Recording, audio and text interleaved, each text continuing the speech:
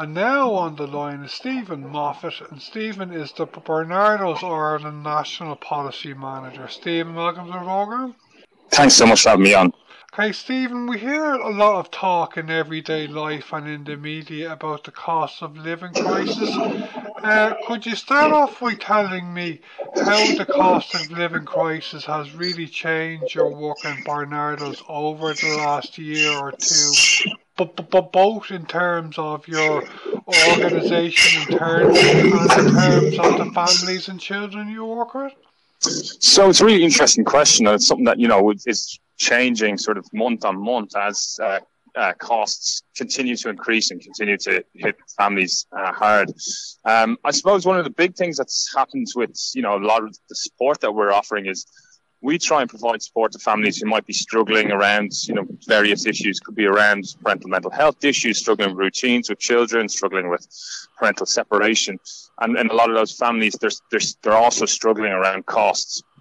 Now, what we're finding is that the cost of living increases are putting increased anxiety and pressure on families to try and have enough to provide just basic essentials to children. So it's not only building greater anxiety amongst families, putting greater pressure on them, putting them in a position where they might not have funds to provide food, electricity and heating, but it's exacerbating their existing issues, their mental health potentially, the tensions within the homes. And so that means that our support workers, when they're working with families, are having to spend more time trying to make sure that the practical issues that families are facing, that their accommodation is appropriate, that they have enough funds to pay their heating, pay their electricity, before they can actually then start tackling those underlying issues. So it's had a big impact on our organisation as a whole and how we're trying to support families. Because first and foremost, we want to make sure that children are living in homes that have the essentials, and then sort of that we're able to tackle those underlying issues that really have a big impact on a child's well-being. Okay.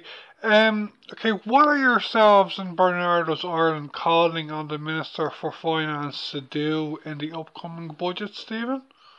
So I think the big thing is that we want to make sure that this winter that there are as few children as possible living in households that are cold, that don't have electricity, that don't have sufficient food.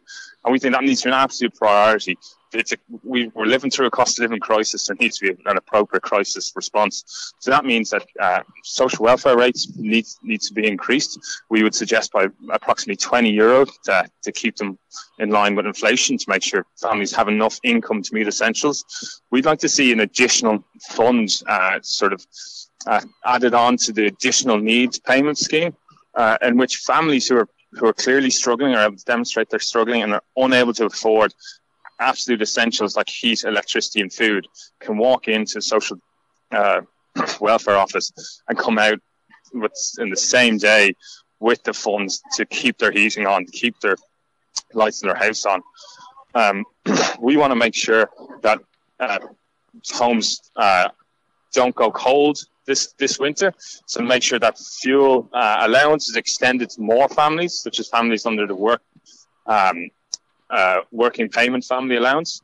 And finally, we would want to see additional funds put into voluntary sector organisations who are providing family support. There were big cuts several years ago. Those cuts haven't been addressed.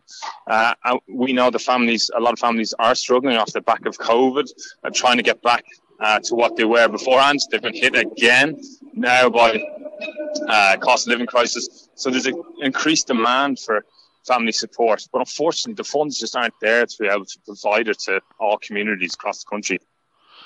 Okay, your call to increase core welfare payments and the fuel allowance is echoed by a lot of other organisations working in the community sector and social justice sector. One big thing I am interested in with your advocacy work, and I know you've been calling it for a long time, and I've covered it before, which is in a couple of interviews, is the policy that for the state should pay for the cost of new school books, or to extend that provision a lot more. I believe you are calling for this in the budget as well, aren't you, Stephen? Could you tell me a bit more about this policy? Yeah, absolutely, and it's what we would have had our back to school back to school cost survey that was out a couple of weeks ago. So we want to see that the Department of Education providing free school books for all children. Time and time again, parents are telling us about the additional pressures that having to pay for school books puts on them, and paying for additional back to school costs are. Their number one priority, parents have told us, is the back to school costs, the free school books. They want to see that implemented to take the pressure off them, and to make sure that all children, as they start back to school in September, are on an equal footing in terms of their books provision, that they're not living in homes where families are really stressed and really struggling to come up with money to pay for books, which should be provided by the state if we really want to be able to say that we have a free education system in Ireland. Okay, I think I am right in saying that it wouldn't cost a lot of money to do this, wouldn't it, not in the grand scheme of things, Stephen?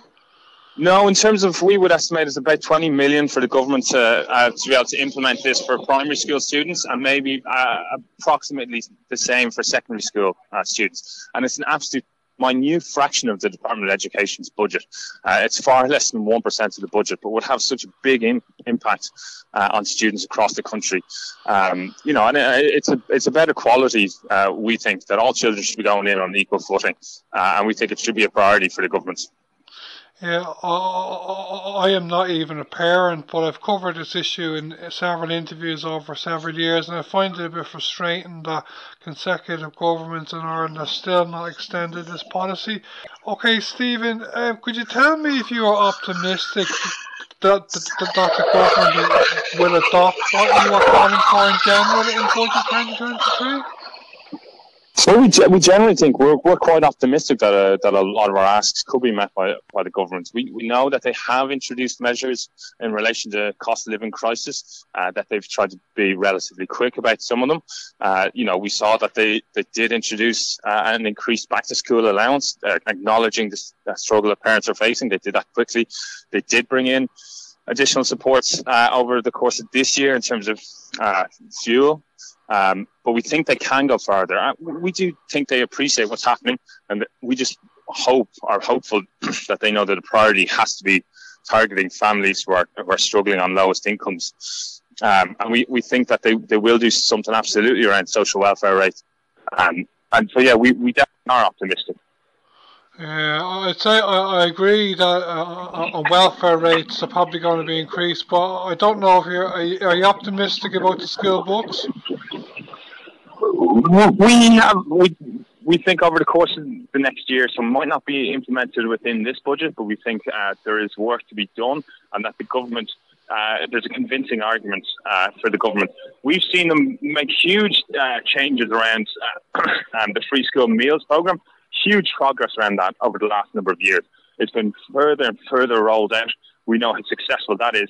So we think that, the fact that the government has been able to do that, and there is will behind that, there could be an equal will and enthusiasm behind free school books to roll out that free school books pilot wider across the country. We think there just needs to be a bit more drive within the department and being able to more pressure put on by schools themselves as well.